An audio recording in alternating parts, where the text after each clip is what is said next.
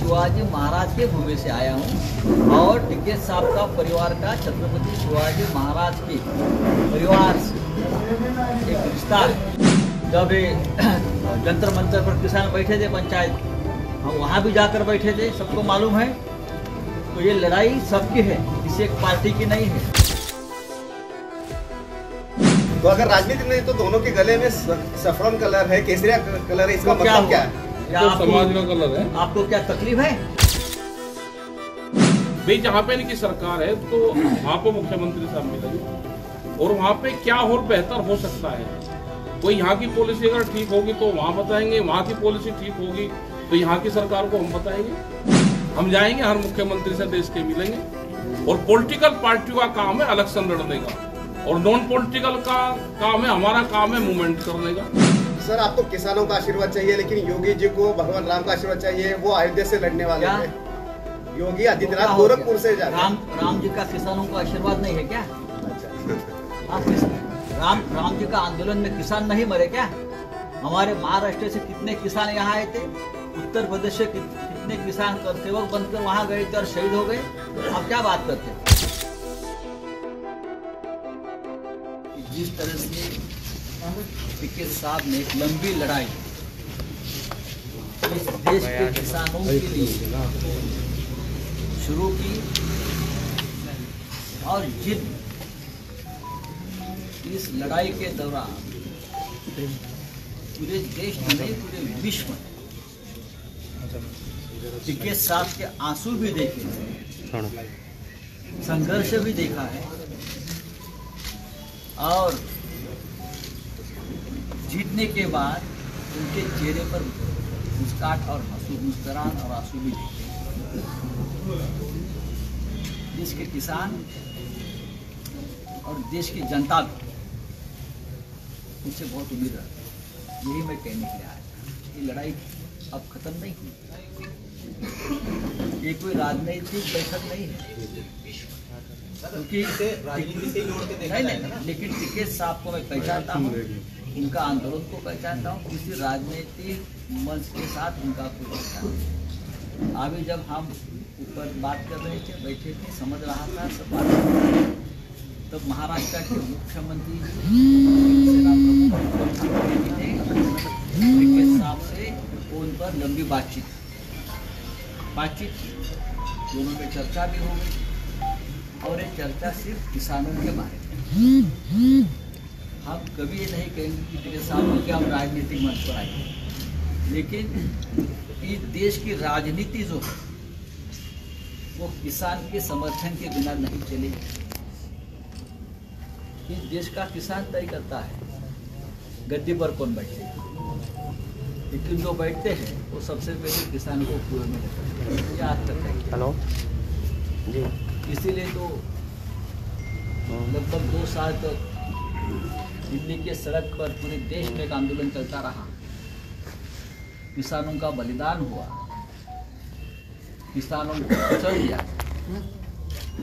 और अब तक की लड़ाई जारी है। इसलिए एक योद्धा को, इस लड़ाई के एक महान योद्धा को नमन करने मैं शिवसेना की तरफ से यहाँ आया था, उद्धव जी के सूचना से। महाराष्ट्र में आपकी सरकार है, आपने तो किसानों को नहीं कुचलाया गद्दी में बैठने के बाद, आपने क्या किया? आप देखिए महाराष्ट्र में क्या हुआ है। किसानों का ऋण माफ किया है, आते ही किसानों का ऋण माफ किया ना। आपके पास जानकारी बहुत कम है। सबसे पहले जो हमारा वादा था किसान को ऋण मुक्त करने का, वो निर्णय उद्धव ठाकरे साहब ने पहले 2 महीने में लिया और बहुत सी बातें करने जा रहे थे। कोविड का संकट चल गया, अभी वापस ये पूरा काम चल रहा है, लेकिन 2 महीने में हमने किसानों का ऋण मुक्त करने का काम किया। सर, उद्धव जी ने आज टिकैत जी से बात की है, उद्धव जी ने बात की है, किस टॉपिक पे चर्चा हुई है? किसानों के टॉपिक पे चर्चा हुई है, राजनीति के टॉपिक पे साथ में आने की चर्चा हुई है? टिकैत साहब के साथ राजनीतिक बात हमने कभी की नहीं, ना करेंगे। टिकैत साहब की लड़ाई किसानों की लड़ाई है, हम उनके साथ रहेंगे। जब ये वहाँ दिल्ली के बॉर्डर पे बैठे थे तब भी मैं गया था और हमेशा पार्लियामेंट में हमने लड़ाई लड़ी है। जब ये जंतर मंतर पर किसान बैठे थे पंचायत, हम वहाँ भी जाकर बैठे थे, सबको मालूम है। तो ये लड़ाई सबकी है, किसी एक पार्टी की नहीं है। तो अगर राजनीति में तो दोनों के गले में सफरन कलर है, केसरिया कलर है, इसका मतलब क्या है? क्या तो समाज का कलर है। आपको क्या तकलीफ है इस कलर से? समाज का कलर है, ये देश का कलर भी, देश का कलर है, ये देश का रंग है, केसरिया रंग तो केसरिया रंग देश का है। शिवसेना आपको चुनाव में बताना चाहता हूँ, मैं छत्रपति शिवाजी महाराज के भूमि से आया हूँ और टिकैत साहब का परिवार का छत्रपति शिवाजी महाराज के परिवार से एक रिश्ता है। यूपी चुनाव पर आ जाए। रिश्ता है।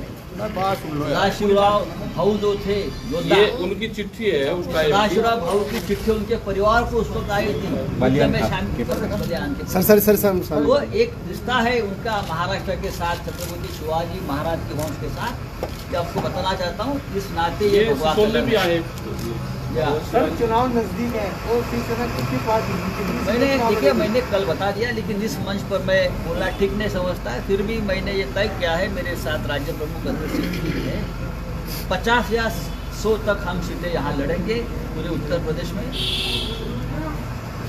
और कोशिश भी हमारी रहेगी कि इस बार उत्तर प्रदेश की विधानसभा में शिवसेना के विधायक रहें। क्या भाजपा से समर्थन की उम्मीद रखते हैं? भारतीय किसान यूनियन से समर्थन की उम्मीद रखते हैं? आपको क्या किसानों का समर्थन नहीं चाहिए? आशीर्वाद चाहिए। सर आपका गठबंधन कांग्रेस से है, तो क्या कांग्रेस से ही आप चुनाव लड़ेंगे? ठीक है, गठबंधन महाराष्ट्र में अगर कांग्रेस चाहती है तो हम बात करेंगे। सर आपको अगर कांग्रेस चाहती है तो हम बात करेंगे। अच्छा आखिरी सवाल, मुख्यमंत्री आप किसे देखना पसंद करेंगे? हाँ। मुख्यमंत्री किसे देखना पसंद करेंगे आने वाले चुनाव? अब अखिलेश के लीडरशिप में सब लोग काम करते हैं। मुझे लगता है कि चुनाव हो जाने दो, लेकिन मैं एक बताना चाहता हूँ आपको दावे के साथ, उत्तर प्रदेश में परिवर्तन होने जा रहा है। और चाहे ओपिनियन पोल कुछ भी बताए, ओपिनियन पोल की बातें या अफवाहें झूठी है, परिवर्तन होने जा रहा है। सर आपको किसानों का आशीर्वाद चाहिए, लेकिन योगी जी को भगवान राम का आशीर्वाद चाहिए। वो अयोध्या से लड़ने वाले हैं। योगी आदित्यनाथ गोरखपुर से जा रहे हैं। राम जी का किसानों को आशीर्वाद नहीं है क्या? अच्छा आप राम जी का आंदोलन में किसान नहीं मरे क्या? हमारे महाराष्ट्र से कितने किसान यहाँ आए थे, उत्तर प्रदेश से कितने किसान कर सेवक बनकर वहाँ गए थे और शहीद हो गए। आप क्या बात करते हो? लेकिन गोरखपुर सीट छोड़कर उन्होंने अयोध्या चुना है इस बार। देखिए, चाहे कोई अयोध्या में लड़े, चाहे मथुरा में लड़े और किसी जगह पे। संजय जी, यूपी चुनाव में क्या मैनिफेस्टो रहेगा आपका? क्या मैनिफेस्टो रहेगा यूपी चुनाव? जल्दी आपके सामने आ जाएगा, जल्दी आ जाए। नहीं, उद्धव जी की और राकेश टिकैत जी की जो बात हुई, क्या बात हुई दोनों में? एक तो जो बात बंद कमरे में हुई है, फोन पे बात, जो बात बंद कमरे में हुई है, दो नेताओं में हुई है, और तीसरा मैं था, तो आपके सामने मैं क्यों बताऊं? टिकैत जी क्या बात हो गई आपसे? आपने वहाँ पे उनकी क्या पॉलिसी है? उन्होंने कहा कि आप महाराष्ट्र आओ, यहाँ की किसानों की क्या पॉलिसी है हमारी, वो पूरी पॉलिसी हमारी देखो। अच्छा, उसके बारे में बताओ। जैसे बहुत से अपने हम बंगाल गए तो वहाँ के मुख्यमंत्री ने हमको पूरा अपना पूरी पॉलिसी का चार्ट हमको दिया। तो तभी ने भी यही कहा कि आप आओ, क्या क्या पॉलिसी हमारी चल रही है, ये पॉलिसी पूरे देश में चल रही है। तो चुनाव से पहले सिर्फ पॉलिसी पे बात हो गई? नहीं, चुनाव से नहीं संबंध। ये तो आए और उनका बहुत दिन से प्रोग्राम यहाँ पे था कि हम एक बार आएंगे और आपने आंदोलन जो करा उसके संबंध में यहाँ पाए। चुनाव तो पॉलिटिकल पार्टी है, सबको अपना काम करना चाहिए। आपका सपोर्ट नहीं, हमारा किसी को कोई सपोर्ट नहीं है ना। हमारा चुनाव तो वो है, ये तो चुनाव तो जिसको लड़ना है वो लड़ते रहते हैं, बहुत वो लड़ रहे हैं ये भी। लेकिन यह है कि जो किसान के मुद्दे पे भाई जहाँ पे इनकी सरकार है तो वहाँ पे मुख्यमंत्री साहब मिलेंगे और वहाँ पे क्या और बेहतर हो सकता है। कोई यहाँ की पॉलिसी अगर ठीक होगी तो वहाँ बताएंगे, वहाँ की पॉलिसी ठीक होगी तो यहाँ की सरकार को हम बताएंगे। और हम हर मुख्यमंत्री से मिलेंगे, वो किसी भी पार्टी का मुख्यमंत्री हो, हम सबसे मिलते हैं। अगर एक जगह की पॉलिसी ठीक होती है तो दूसरी जगह हम बदलते हैं। हमने तो बताया कि उत्तर प्रदेश की पॉलिसी और हरियाणा की पॉलिसी ठीक है, वहाँ पे उनकी सरकार है, एक ही पार्टी की सरकार है। तो क्या बिजली के रेट उत्तर प्रदेश से हरियाणा में कम है? वहाँ 15 रुपये हार्स पावर है जी, और यहाँ 175 है। हम तो कह रहे कि बिजली के रेट हमारे खट्टर जी मुख्यमंत्री है, हरियाणा के बराबर कर दो, तो हम तो धन्यवाद दे देंगे यहाँ की सरकार का। जिसकी भी कोई पॉलिसी ठीक है, हमें कोई गुरेज नहीं करने में। हम जाएंगे, हर मुख्यमंत्री से देश के मिलेंगे। और पॉलिटिकल पार्टियों का काम है इलेक्शन लड़ने का, और नॉन पॉलिटिकल का काम है, हमारा काम है मूवमेंट करने का। हम जाएंगे और संजय जी का धन्यवाद हम करते हैं और शिवसेना का धन्यवाद करते हैं कि उन्हें आया, और हमेशा दिल्ली के आंदोलन को पूरी सरकार का सपोर्ट रहा है, महाराष्ट्र सरकार का हमेशा सपोर्ट दिल्ली के आंदोलन को रहा है। लेकिन अगर यूपी में आएंगे क्या संजय राउत जी? देखिए, हम लोग यहाँ आए हैं, ये उद्धव जी के आदेश से ही यहाँ आए। उद्धव जी आ जाएंगे। अच्छा, हमारा काम चल रहा है। टिकैत साहब का एजेंडा राजनीति का नहीं, मैं आपको बताऊं, और हम उनको आग्रह भी नहीं करें। लेकिन आपका तो एजेंडा राजनीति का है सर। जी हाँ, हमारा जन्म ही राजनीति में हुआ है। अच्छा, तो हम राजनीति करेंगे, क्यों नहीं क्या करेंगे? राजनीति वाले कुछ पा नहीं सकते। सबसे बड़े राज्य के चुनाव है और लोकतांत्रिक व्यवस्था को मजबूत करने के लिए जरूरी है विश्वसनीयता के साथ चुनाव हो। एक मांग उठती है, चुनाव बैलेट पेपर से हो या ईवीएम से, आप किसे सपोर्ट करें? बैलेट पेपर से। तो बाद में तो फिर जनता आप ही रोना रोएंगे अगर ईवीएम से होगा कि ये जनता की मांग है कि बैलेट पेपर से करें। लोकतंत्र क्या प्रयास कर रहे हैं बड़े नेता हैं, क्या प्रयास कर रहे हैं? हमने बहुत कोशिश की। हम चुनाव आयोग तक हमारा डेमोन्स्ट्रेशन दिया कि कैसे मशीन में गड़बड़ी होती है। और आपको मालूम है, ये मशीन में गड़बड़ी होती है, ये रिसर्च हमने नहीं किया था, ये रिसर्च बीजेपी के नेताओं ने किया था। डॉक्टर सुब्रमण्यम स्वामी जी, मुंबई में किरीट सोमैया, बड़े बड़े वहाँ उनके मशहूर जो लोग हैं, ये लोगों ने सबसे पहले ये रिसर्च किया था, संशोधन किया था। ये मशीन ठीक नहीं है, मशीन में गड़बड़ी हो सकती है, मशीन सेट होती है। अरे कर लीजिए, महाराष्ट्र में सेट नहीं हुई सर, बंगाल में सेट नहीं हुई। फिर भी मैं ये बोल रहा हूँ, बैलेट पेपर पर करिए। राउत साहब, आप यहाँ पे 50 या 100 सीटें लड़ने वाले हो, योगी जी के खिलाफ आप कैंडिडेट दोगे क्या? देखिए, किसी के खिलाफ या समर्थन की बात नहीं है, मैं हमारा चुनाव लड़ने आया। तो मैं आपका चुनाव तो बीजेपी के तो खिलाफ क्या है ऐसा ना? है क्या, कोई संविधान में लिखा है क्या किसी के खिलाफ कैंडिडेट नहीं देना चाहिए? तो आप दोगे? हम अयोध्या में लड़ेंगे। ये महाराष्ट्र शिवसेना अयोध्या में लड़ेगी। क्यों नहीं लड़ेगी? हैदराबाद से आए उन्हें आप बीजेपी की बी टीम बताते हैं, ये महाराष्ट्र से आए कौन सी? अब मैं नहीं पता, हमें पॉलिटिकल आदमी। लेकिन एक बात है, यहाँ पे ये धन्यवाद करने आए, हमने इनका धन्यवाद करा। ये दिल्ली के आंदोलन को महाराष्ट्र सरकार का सपोर्ट रहा है, और जब जब भी यहाँ पे हमने बंद किया है तो महाराष्ट्र में बंद हुआ है। चाहे वो संगठन के लोग या हमारे संगठन के लोग खड़े हैं, जितने भी है संगठन के लोग हैं, वहाँ पे लोग हैं, और हमने बहुत मीटिंग वहाँ पे। मैं देता हूँ, भारतीय जनता पार्टी का जो जन्म है वो शिवसेना के बाद हुआ है।